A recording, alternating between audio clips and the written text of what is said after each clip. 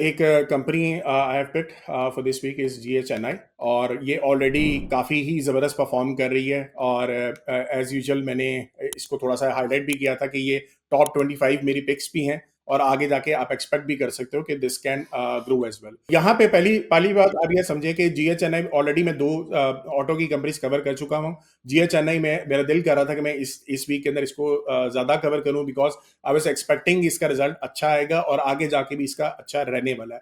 अच्छा, ये ज़हन में रखिए, GHNI जो है ओवरऑल इसके जो फंडामेंटल्स हैं थोड़े से डिफरेंट है फ्रॉम सासगार और एटलस होंडा। बल्कि हमने वहां पे भी देखा दो तीन चीजें ऐसी अप्लाई हम कर रहे थे कि सासगार की जैसे ऑटो पॉलिसी वो थोड़ा सा उसके ऊपर इफेक्ट कर सकती है। एटलस होंडा की जैसे फर्टिलाइजर की जो सेल्स हैं वो बहुत बड़ा कोरिलेशन उसके साथ मैच करता है कि अगर आपकी सेल्स वगैरह यूरिया की सेल्स कम हो रही है तो एक आइडिया दे रहा होता है कि आपकी एग्रीकल्चर आउटपुट थोड़ी सी कम रहेगी। एग्रीकल्चर आउटपुट कम रहती है तो किसान थोड़ी सी बाइक्स को लेना हेजिटेट करता है, लेकिन ये एक साल के बाद होता है, ये ज़हन में रखिएगा।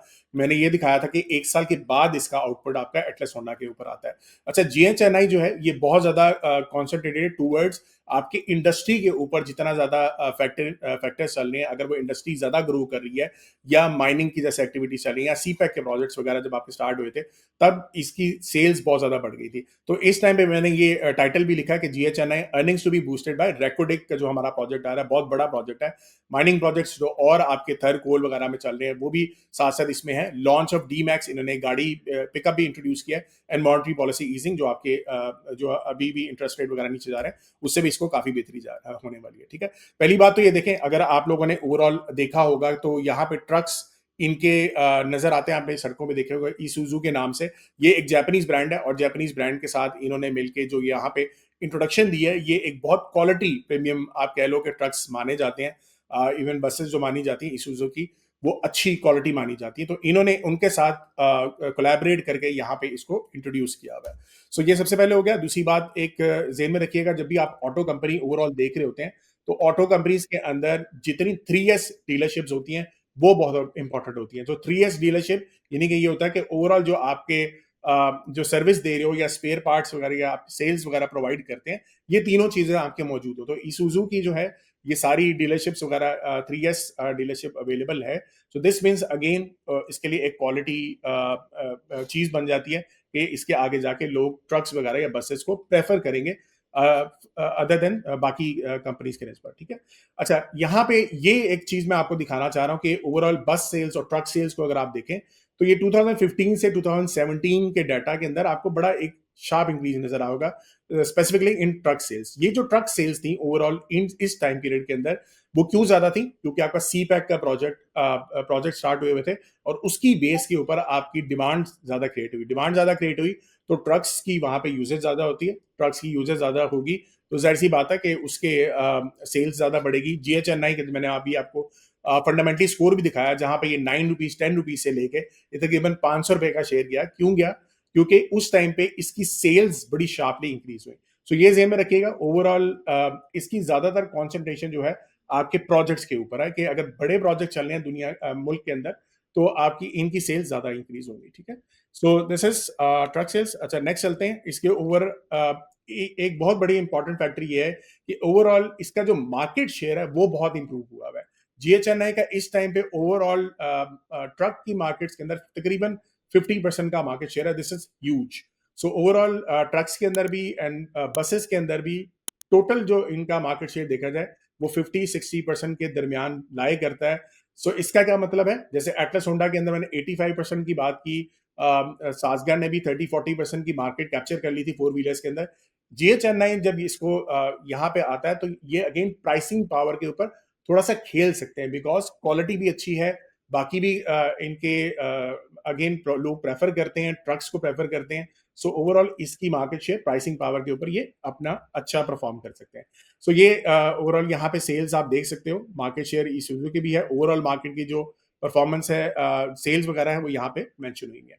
अच्छा, जो नेक्स्ट सबसे बड़ी इसके अंदर फैक्टर आने वाला है वो मैं आपको थोड़ा सा यहाँ डिस्कस करते हैं। रेकोडिक प्रोजेक्ट आपका बहुत बड़ा प्रोजेक्ट है, ये आप लोगों को अब ऑलरेडी पता लग गया होगा। ये इसका अगेन बलोचिस्तान के अंदर ये होने वाला है। सो बैरिक गोल्ड इसके अंदर 50% उसके उसका शेयर है। पाकिस्तान के अंदर तकरीबन 25% जो है वो फेडरल गवर्नमेंट इसके अंदर पार्टनर है, और 25% जो है बलूचिस्तान है। अच्छा, जो इनिशियल फेज होता है रेकोडिक का, उसके अंदर कंस्ट्रक्शन ज्यादा की जाती है पहले 2-3 साल के अंदर। उसमें आपके डंपर्स यूज होते हैं, कंक्रीट मिक्सर्स होते हैं, फ्लैट बेड्स होते हैं या टैंकर्स वगैरह यूज हो रहे होते हैं, और उसकी बेस के ऊपर ट्रक्स की जो डिमांड है वो ज़्यादा इंक्रीज हो जाती है। तो ये कंपनी ऑलरेडी एनुअल रिपोर्ट में भी और अपने जो इनकी सेशंस होते हैं उसमें भी, कॉर्पोरेट ब्रीफिंग सेशंस के अंदर भी इन्होंने ऑलरेडी बताना शुरू कर दिया है कि हमसे कंपनीज अब रीच आउट कर रही हैं कि हमें ट्रक्स चाहिए। सो इमीडिएट स्पाइक तो इनको आने वाली है, जिसकी वजह से आप ये कह सकते हो कि GHNI, it's gonna be my one of the favourite stocks in 2025, going forward as well, going forward into 2026। मुझे इसमें अच्छी स्पाइक नजर, अच्छी परफॉर्मेंस नजर आती है। Production wise ramp up next stage होता है, उसमें हॉल ट्रक्स आपके चाहिए होते हैं, ट्रेलर्स चाहिए होते हैं, सपोर्ट व्हीकल्स चाहिए होती हैं, फिर उसके बाद रीजनल ग्रोथ होती है क्योंकि आपने डिलीवरी वगैरह भी करनी होती है, जो आपको कॉपर वगैरह वहां से निकलेगा, गोल्ड निकलेगा। सो उसके लिए delivery trucks, liquid, light duty trucks, crew carriers, ये सारे आपको वहां पे चाहिए होंगे। ठीक है। नेक्स्ट जो है, वैसे ओवरऑल डेकोडिक के अंदर आप लोगों को पता ही, मैं थोड़ा सा टाइम पे वैसे ज्यादा नहीं पढ़ूंगा, लेकिन ओवरऑल जो इसके अंदर एक्सपेक्टेशन ही की जा रही है कि लॉन्ग टर्म के हिसाब से गोइंग फॉरवर्ड इनटू 40 ईयर्स हमारे पास $100 बिलियन के ओवरऑल वर्थ के मिनरल्स अवेलेबल हैं। हम, पाकिस्तान एक ट्रेजर कंट्री है, इसके पर काफी ज्यादा हमारे पास चीजें अवेलेबल है, हम इसका फायदा नहीं उठाते। सो ये मिनरल्स बलूचिस्तान के अंदर बहुत जबरदस्त हैं, और साल की बेस के ऊपर ये आपका ओवरऑल यहाँ पे लिखा भी हुआ है कि फेज 1 में कितना रिक्वायर्ड है, कितना टन्स हम लेंगे, एक्सट्रैक्ट करेंगे, और कितनी worth of that money will be extracted. उसके अलावा जो हमारे फेज 1 के अंदर कितने पैसे रिक्वायर्ड होंगे, ऑलमोस्ट अभी फाइनेंसिंग इसकी चल भी रही है, फाइनल इसकी अभी भी रिपोर्ट मार्च की ड्यू थी, वो यहाँ पे मैंने शो नहीं की हुई, लेकिन जब वो रिपोर्ट आती है तो इसमें अगेन मजीद हमें क्लेरिफिकेशन मिल जाएगी कि कितने पैसे फाइनेंसिंग हो चुकी है और कितनी आगे मजीद एक्सपेक्टेड है। But the project is already started, 2028 से जो है इसका प्रॉपर काम शुरू हो जाएगा। ठीक है। फाइनेंशियल्स में देखा जाए बहुत बेहतरीन GHNI के फाइनेंशियल्स है, 83% पिछले साल की निस्बत रेवेन्यू ग्रोथ है, फिर ओवरऑल मार्जिन बहुत जबरदस्त है, नेट मार्जिन बहुत ही आउटस्टैंडिंग जा रहे हैं, डेब्ट टू इक्विटी ना होने के बराबर है। सो पिछले कई सालों के अंदर जब इसने परफॉर्म किया, फंडामेंटली परफॉर्म किया था, सो उसके अंदर जो कैश इनके पास इकट्ठा हुआ उससे ये क्या करते रहे, अपना डेप्ट को भी बेहतर करते रहते। तो again this is one of the things that is very important. फिर इसके अलावा इनकी कुछ प्रोडक्ट्स में N सीरीज आती है, इनकी F सीरीज है, C सीरीज है। ये ज़हन में रखिएगा, 2019 के पीरियड के अंदर एक एक्सेल लोड की एक लॉ पास किया था गवर्नमेंट ने कि आप एक ज्यादा लोड ट्रक के ऊपर नहीं डाल सकते। तो पहले इनको बहुत ज्यादा हिट आई थी, उसकी बेस के ऊपर अगर 2019 के अंदर आप देखोगे इसकी अर्निंग शार्पली डिक्लाइन हुई थी। तो इन्होंने उसके रिस्पॉन्स में ये लाइट ड्यूटी ट्रक्स जो से इंट्रोड्यूस किए थे, N सीरीज इंट्रोड्यूस की थी, जिसकी वजह से इनकी अगेन सेल्स बढ़ी या मार्केट शेयर बढ़ा। सो ओवरऑल आप इस पर्सपेक्टिव से देखा करो कि बिजनेस वाइज एक कंपनी क्या चीज डिसीजन मेकिंग कर रही होती है। फिर इसके अलावा बसेस में आप देखो, डी मैक्स इनकी एक पिकअप आ रही है, जो कि अभी रिसेंटली भी इन्होंने एक नया वर्जन लॉन्च किया जिसकी sale is expected to go higher. So ये again this is very good. Specialized vehicles में आपकी ये सारी जो डंपर्स वगैरह आपके हैं, फील्ड यूनिट्स वगैरह, ये सारी ये अगेन बनाते हैं। नेक्स्ट चलते हैं इसूजू डी-मैक्स। अगेन 2019 के अंदर ये पहले इंट्रोड्यूस की गई थी, उसकी बेस के ऊपर काफ़ी सेल्स इसकी इंक्रीज की गई थी। इस साल जो है इन्होंने एक और मॉडल लॉन्च किया है जो कि आई थिंक आगे जाके बहुत ज़बरदस्त परफॉर्म एक्सपेक्टेड है कि उसकी परफॉर्मेंस अच्छी आएगी। ये this is called D-max x terrain, और ये कहा जा रहा है कि ये कंपटीटर्स लाइक BYD की शार्क 6 और टोयोटा की हाइलेक्स को जाके compete करेगी। So again this is one good thing जो कि GHNI लेके आ रहा है। दूसरी एक सस्टेन मार्केट शेयर इन्होंने कैसे कैप्चर किया है, थोड़े से पॉइंट्स इसको भी डिस्कस करते हैं। पार्टनरशिप पहले आपने देखा सुजू के साथ इन्होंने पार्टनरशिप की, जापान जैसी कंट्री बहुत अच्छे जो मॉडल्स बनाते हैं उनके साथ अगेन क्वालिटी ट्रक्स अवेलेबल हैं, बसेस होती हैं, वही इन्होंने यहाँ पे इंट्रोड्यूस किया। CPEC सेकंड नंबर पे, बहुत इंपॉर्टेंट कि जितना ज़्यादा प्रोजेक्ट हाई क्वालिटी प्रोजेक्ट्स होंगे तो उतनी ही डिमांड इसकी क्रिएट होगी। थर्ड, आफ्टर सेल्स नेटवर्क, जो मैंने 3S की बात की। फिर फाइनेंसिंग सॉल्यूशंस के अंदर क्या हुआ था कि कई क्योंकि हाई क्वालिटी ट्रक्स होते हैं, बड़े महंगे भी, अगेन प्राइसेस इनकी ज़्यादा होती है, तो इन्होंने कोलैबोरेशन की बैंक्स के साथ के जो कंपनीज इसको लेना चाहती हैं तो उनके लिए सस्ते में लोन्स वगैरह अवेलेबल हों। तो अगेन HBL के साथ इन्होंने और मिजान बैंक के साथ पार्टनरशिप की ताकि ओवरऑल जो है इनके जो प्रोडक्ट्स हैं वो सस्ते दामों के अंदर अवेलेबल हों फॉर ऑल द कंपनी जो इसको लेना चाहती है। फिर ब्रांड रेपुटेशन इनकी अलहदा है। इसके बाद एक दो मैंने ईयर्स इसमें पिक किए हैं। किसी भी कंपनी को देखना हो तो आप जेन में रखिएगा, आप उन सालों को देखें जब जिन सालों में इसकी अर्निंग्स ड्रॉप हुई हो, तो रीजंस आपको वहीं पे नजर आ जाएंगी कि किस तरीके से एक कंपनी जो है इसकी परफॉर्मेंस मैटर कर रही होती है।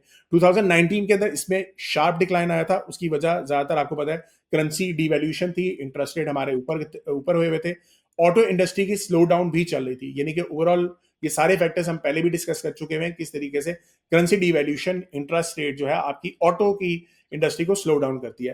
फिर उसके बाद सीबैक आपका स्लो हुआ था उस टाइम पे, और रेगुलेटरी चैलेंजेस में आपकी एक्सेल लोड की जो रेगुलेशन, जो मैंने ऑलरेडी भी बात की, वो भी इंट्रोड्यूस की गई थी। जो ये सारे फैक्टर्स जो थे वो 2019 के अंदर आपके इम्पैक्ट कर रहे थे। अच्छा, इसके अलावा जो जो 2023 का जो परफॉर्मेंस है उसके अंदर अगर आप देखें तो इन्फ्लेशन बहुत ज्यादा हाई थी हमारी। 2022 के अंदर आप लोगों ने देखा रशिया यूक्रेन की वॉर हुई, उसके बाद पे इंटरेस्ट रेट हाइक की, पूरी दुनिया के अंदर स्लो डाउन आया। तो वो उसकी वजह से महंगाई जब ज्यादा होगी तो अगेन इंडस्ट्री क्या होंगी, स्लो डाउन होंगी। सो अगेन ये स्लो डाउन हुई, पीके डिवैल्यूएशन हुई, स्टील की प्राइसेस बहुत तेजी से ऊपर हुई थी 2022-23 के अंदर। तो ये अगेन वन मोर फैक्टर जो आपके जीएचएनआई के अंदर अगेन स्टील यूज होता है, तो ये भी एक बहुत बड़ा फैक्टर प्ले किया। एलएसएम की कॉन्ट्रैक्शन, लार्ज स्केल मैन्युफैक्चरिंग, ये बहुत मैटर करती है कि मैन्युफैक्चरिंग इंडेक्स आपका किस तरीके से चल रहा है। जितना ये नंबर ज्यादा होगा उतनी मैन्युफैक्चरिंग आपके मुल्क में ज्यादा हो रही है। सो ओवरऑल वो भी डिक्लाइन हुआ हुआ था 2023 के अंदर। सो उसकी बेस के ऊपर भी आप देखेंगे इसकी अर्निंग्स नीचे आई। फिर उसके अलावा कंपटीशन भी आया चाइनीज ब्रांड्स के अंदर। चाइनीज के अंदर जो FAW या फोटोन जो कंपनीज अवेलेबल है, उसके ट्रक्स जो हैं वो अगेन मार्केट में आए थे, और उसकी वजह से उनकी सेल्स, इसकी सेल्स के ऊपर भी इम्पैक्ट आया। तो again this is one more reason. उसके बाद ओवरऑल यहाँ पे देखा जाए कि मार्जिन्स इन्होंने किस तरीके से मेंटेन किए। देख रहे हैं आप 2019 2023, 2-3 साल ऐसे आते हैं जहां पे हिट आती है बिजनेसेस को, लेकिन अच्छे बिजनेसेस, अच्छी मैनेजमेंट उसको कैसे केटर करती है, दैट इज इंपॉर्टेंट। सबसे पहले इन्होंने कोशिश की कि लोकलाइजेशन के ऊपर काम किया जाए। सो लोकलाइजेशन, यहाँ पे जो चीजें हैं जितनी ज्यादा यहाँ पे बन सके उनके ऊपर उन्होंने काम किया। कंप्लीटली नॉकडाउन की जो इंपोर्टेड किट्स थी उसको यहाँ पे किसी तरीके से लोअर कॉस्ट की इधर की जो कंपनीज थी उनके साथ उन्होंने पार्टनरशिप्स वगैरह करके उसकी प्राइस को रिड्यूस किसी तरीके से कोशिश की कि वहां पे आए।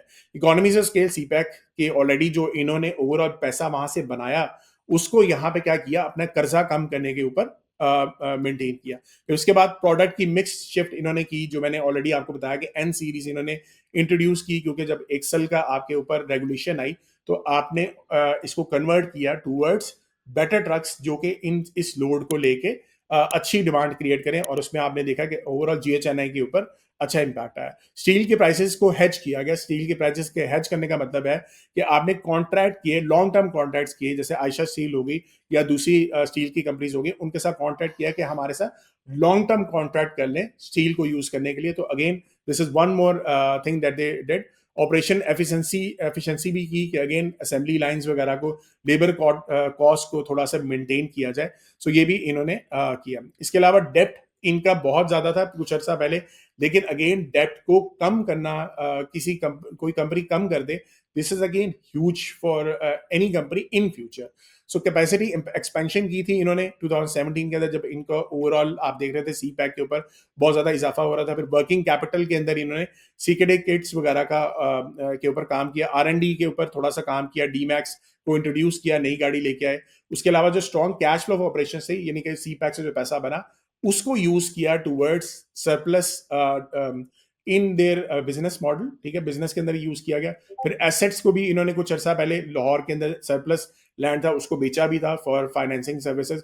इक्विटी फाइनेंसिंग की इशू शेयर्स किए थे 2019 के अंदर, रीफाइनेंसिंग हाई कॉस्ट के ऊपर की। सो ओवरऑल क्या किया था कि पहले हाई कॉस्ट डेट जो था उसको रिप्लेस किया लो फाइनेंसिंग के साथ। जब भी ये आपके इंटरेस्ट रेट वगैरह कम होते हैं तो आप क्या कर सकते हो, दोबारा लोन लेके पुराने लोन को कोशिश करके जल्दी उतारा जाता है, ताकि नए सिरे से जो अच्छा बिजनेस के अंदर वर्किंग कैपिटल को लेके आया जाए उसको यूज करके एक्सपैंड किया जाए। तो प्रूडेंट कैपेक्स की मैनेजमेंट ये बहुत ज्यादा इस्तेमाल आपकी हुई थी, तो कैपिटल एक्सपेंडिचर वगैरह के लिए ऊपर भी आपने अच्छे तरीके से इस्तेमाल, काफी अच्छी मैनेजमेंट की।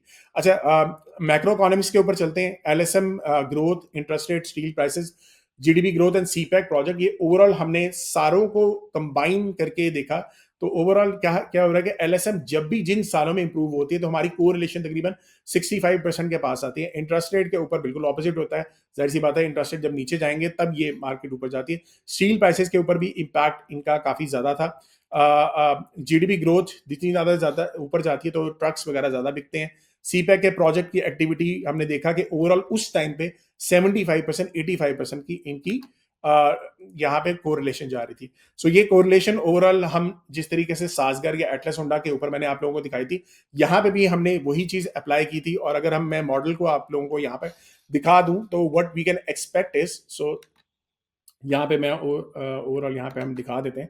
सो यहाँ पे हमने ट्रक्स की ओवरऑल देखा कि कितना वी आर एक्सपेक्टिंग कि ये इंक्रीज होगा। जितना हमने जब भी ग्रीन जोन हमारा चलता है, जो कि आपको मैंने लास्ट टाइम भी दिखाया था, यहाँ पे अगर हम यहाँ पे देखें तो जब भी डार्क ग्रीन जोन चलता है तो इनके जो सेल्स हैं वो काफी हद तक इंप्रूव होती हैं, तकरीबन 160%। ये तो खैर बहुत ज्यादा एक्सेसिव हाई है, लेकिन गिवन के अगर हमारे हालात प्रोजेक्ट्स वगैरह ऐसा चलते हैं तो मिनिमम मुझे लगता है कि हमें ये एक्सपेक्ट करना चाहिए कि ट्रक्स को कम से कम 30% इस साल भी इंक्रीज करना चाहिए और नेक्स्ट ईयर भी तकरीबन 20-30% की रेंज में लास्ट भी होना चाहिए।